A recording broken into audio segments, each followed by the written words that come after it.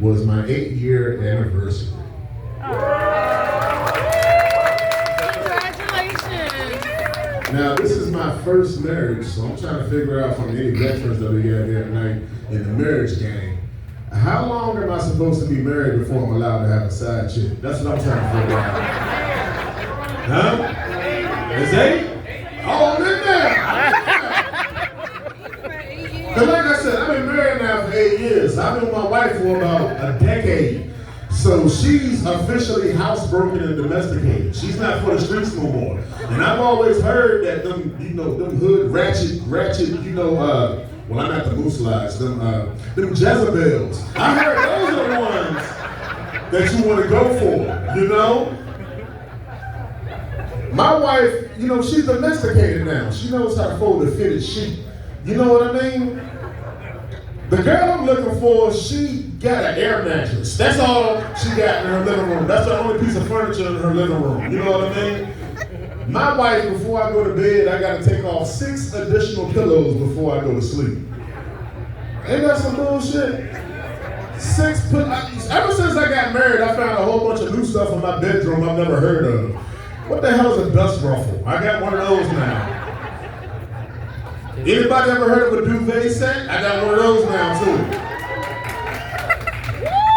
I hate y'all. I gotta take off 6 pillows before I get to go to bed. You know the kind of chick I'm looking for? I'm looking for the chick that got 1 pillow. Just one. It look like a used tea bag. It's flat and stained brown on both sides. That's the kind of girl I'm looking for. You know?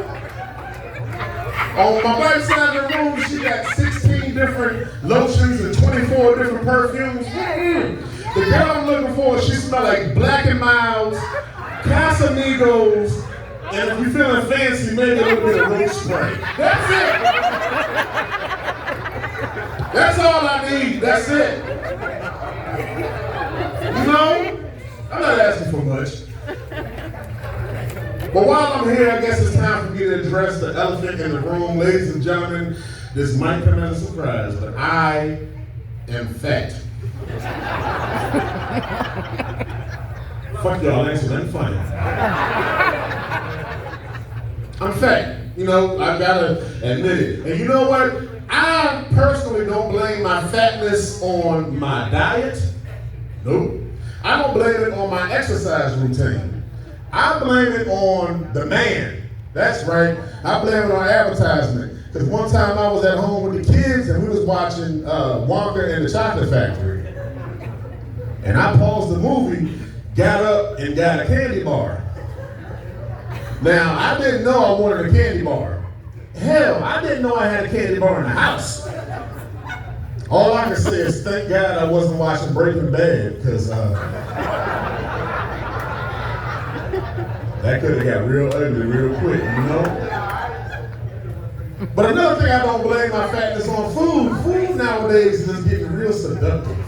You know what I mean? Food is getting real sexy. Have y'all noticed that? Because whenever you want to talk about a lady's posterior, what emoji do you send? You send a peach. Now whenever you send off a Richard picture, yeah, it's a Richard picture. It's not a big pic. No. When you big, you don't abbreviate nothing. Ain't right, sir? Ain't right? Yeah. When you swinging, my boy. I see you. Give me some one more. Yeah. When you send off a Richard picture, what food is it? It's an eggplant, right? The most sexiest food I can think of is a Reese's peanut butter cup. Oh, yeah. A Reese's peanut butter cup is so sexy. Because there's nothing more satisfying right before you eat it that you take the panties off of that Reese's peanut butter cup. It's not a fat guy in this room that don't get a little bit of horny when they take off the Reese's peanut butter panties. And I've been trying to explain to my wife how important panties are in any relationship. Because like I said, we've been married now for 8 years. So back in the day, year 3, year 4, I saw all types of colors. It was phenomenal. I saw red, I saw fuchsia, I saw chartreuse. I saw all types of colors in my bedroom. All of a sudden, right about year 5, all her drawers just turned pan. And I don't know why. Ladies, let me let y'all know, there's nothing sexy about coming home and you got them Jake from State Farm colored khaki panties on. It's not working. It's not working. You have to go home and put in some work and she got on some Ace beige colored drawers. It's not working. Okay? It's not working at all.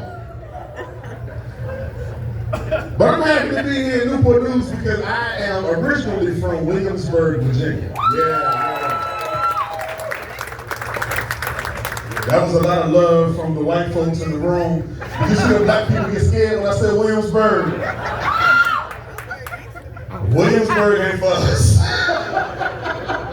Boy.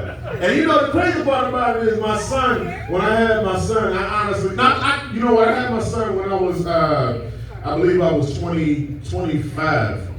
And I had my daughter when I was 21, 22, around that age. Now when I was 21, 22, I honestly felt like child support was a way to hold a man down.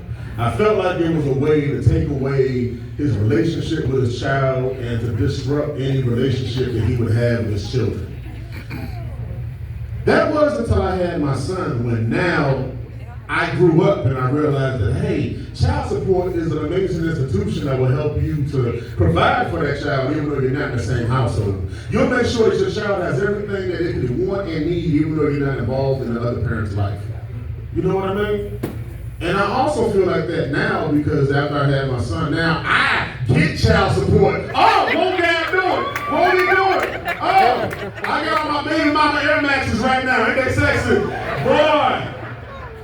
And I won that case in Williamsburg, Virginia. Do y'all know what our state flag is? Our state flag is a picture of a woman with her foot on a man's throat with her whole breast just swinging in the wind. If you think I'm bullshitting, this is right there. Just so you know I'm telling you the truth. You know? Now, I make a lot of jokes about my wife, but I appreciate everything about her because me and her have been married 8 years, and it's amazing that she stuck with me this long because my wife, she's actually 10 years older than me. You know? And you know what they say on the streets, black don't crack. Unless you smoke it. Right? That's my baby, you know? And usually, once a month, she got a group of girls that she go out with and they hang out, they spend some time together. Now, one of her girlfriends, she called and texted and she wasn't answering the phone and my wife just walking around the house just mad and all upset. I'm like, what's wrong with you, baby? And she said, I don't know what's going on with Shannon. She done found her this new boyfriend that's about 8 years younger than her, and now she thinks she a little cool or something and she can't pick up the damn phone. I said, ha ha, your friend got some new dick and now she ain't got time for you. Wait a minute. Bitch, is that how you talk about me when I'm not around? Do you tell your friends you gotta hurry to get home to your little husband? Because gentlemen, let me let y'all know something. I've been living with a woman for a long, long time. Now whenever a woman wants to tell you something extremely disrespectful, they put the word little in front of everything they say. I see you got your new little job, you making your new little money, and you think you're doing something with your little life. Now some of y'all might not be laughing or rocking out with me right now because I said, bitch. Now, I want to clear the air. I did not call my wife a bitch. I have never in my life called my wife a bitch. I said, bitch, you see? I raised my voice and put in quotation marks. It don't even count no more. It don't even count no more, you know? Now, the reason why me and her had this whole back and forth is because honestly, I felt like her and I had a disconnect. Because like I said, she's 10 years older than me. So I thought there was a lot in life that me and her wouldn't relate to because, you know, there was just so much in life that she experienced without me. Until I realized that after we got married, that she told me all these years, she has never left the state of Virginia.